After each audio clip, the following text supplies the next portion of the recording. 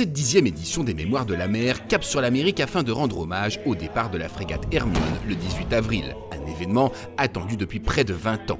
Co-organisateur de cette soirée, le Centre international de la mer fêtera quant à lui ses 30 années d'existence au cœur de la Corderie royale à Rochefort.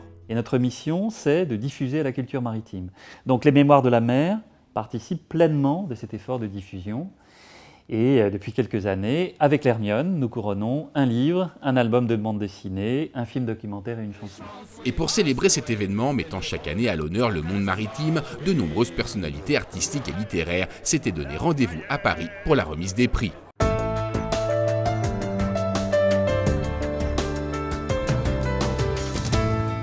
Le lauréat est Bruno Fuligny pour Tour du monde des terres françaises oubliées. Bravo.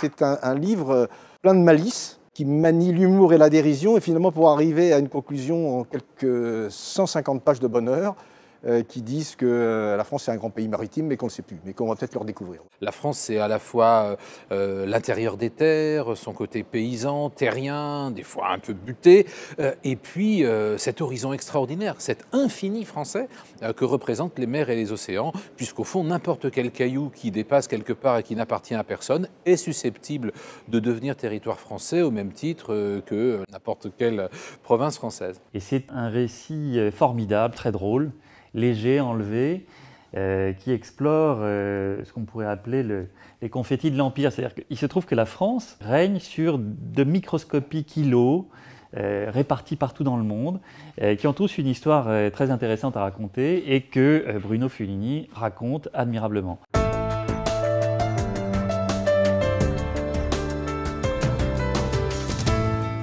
Le lauréat, c'est La Lune est blanche. C'est donc Emmanuel Lepage et François Lepage. Bravo.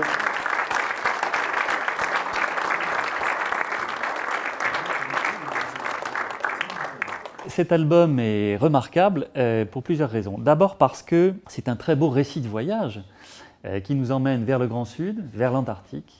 Ça n'est pas une fiction, c'est vraiment un récit autobiographique de la part de deux frères. L'un est photographe, l'autre est dessinateur. On avait fait un premier voyage ensemble dans les terres australes françaises, Crozet, Kerguelen, Amsterdam.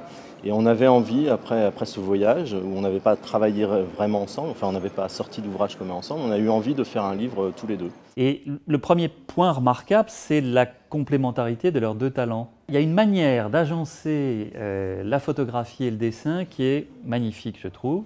Puis en fait, rien ne se passe comme prévu. Mais je peux même vous dire, quand on est rentré, je me dis comment on va raconter ce livre? Ce qui est étonnant, en les suivant, et on est pris par cette aventure, c'est que c'est à la fois un désert blanc absolu, on est à moins 30, moins 40, rien ne vit. Et dans cet univers entièrement blanc, eh bien, l'imagination créative du graphiste se développe et il y a un travail que moi j'ai trouvé formidable sur le cadrage, l'irruption de la couleur dans un monde qui est totalement blanc. C'est très bien orchestré et c'est quasiment une œuvre d'art.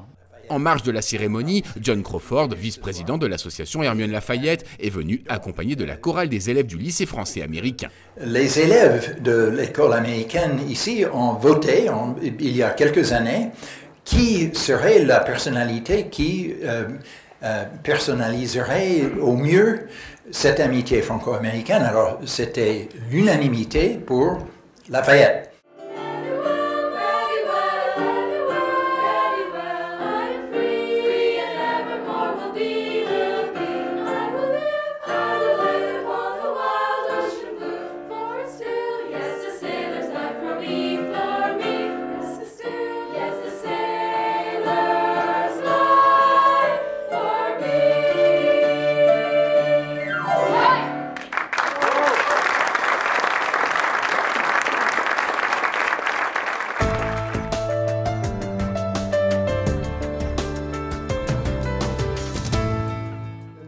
Du prix du film documentaire Mémoires de la mer 2015 et Corentin de Châtel-Perron pour Nomades des mers, expédition Gold of Bengal. Voilà. Là, c'est supporter. Je suis content. C'est vraiment le truc qui manquait.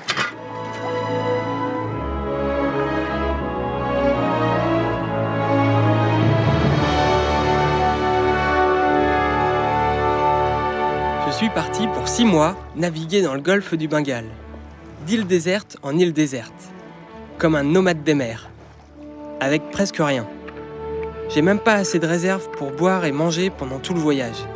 Mais des idées, j'en ai plein. Le prix du film, là aussi, c'est un regard singulièrement malicieux, de redécouverte d'une aventure, en plus écologique, avec un tout fou apparemment, mais qui est en fait un ingénieur écologue, et puis qui recrée les conditions d'une aventure aujourd'hui pleine de promesses écologiques. Depuis plusieurs années, depuis 6 ans, depuis 2009, je travaille au Bangladesh sur des projets de développement, et notamment l'idée de remplacer la fibre de verre qu'ils utilisent dans la construction navale par de la fibre de jute qui pousse localement, et dont l'industrie est en plein déclin. Et en fait, je suis parti pour 6 mois d'expédition pour tester le bateau dans le golfe du Bengale, et avec un deuxième objectif qui était de voir si on peut vivre en autonomie sur un bateau comme ça, sur une petite surface, avec ce qu'on appelle des low-tech, des technologies très simples. Donc j'avais un four solaire, j'avais une serre pour faire pousser des pommes de terre, 2 poules à l'arrière dans un poulailler, un désalinisateur manuel pour faire de l'eau douce, etc.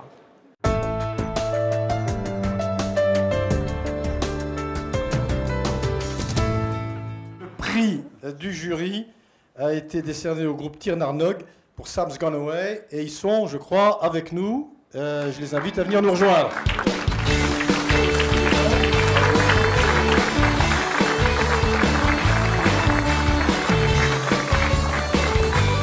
En fait, nous, notre style de musique, c'est de reprendre des chants traditionnels plutôt celtiques, donc du répertoire traditionnel irlandais, écossais, anglais, etc., mais aussi quelques chants de marins, et qu'on réarrange un peu à la sauce rock. Et c'est une chanson de baleinier des Grenadines qui s'est transmise de génération en génération et qui dit si seulement je pouvais être marin sur un navire de guerre. Ah bon, le coup de cœur, c'est l'Hermione. Le coup de cœur, c'est le départ en Amérique, c'est les 2 maires de Rochefort et de La Rochelle qui seront là ce soir. L'un pour dire à Pâques, on va fêter l'Hermione à La Rochelle, et puis l'autre, le maire de Rochefort, pour dire venez tous au grand départ du 18 avril, venez faire la fête avec nous dans l'estuaire de Charente. Donc il n'y a qu'un seul coup de cœur, c'est l'Hermione.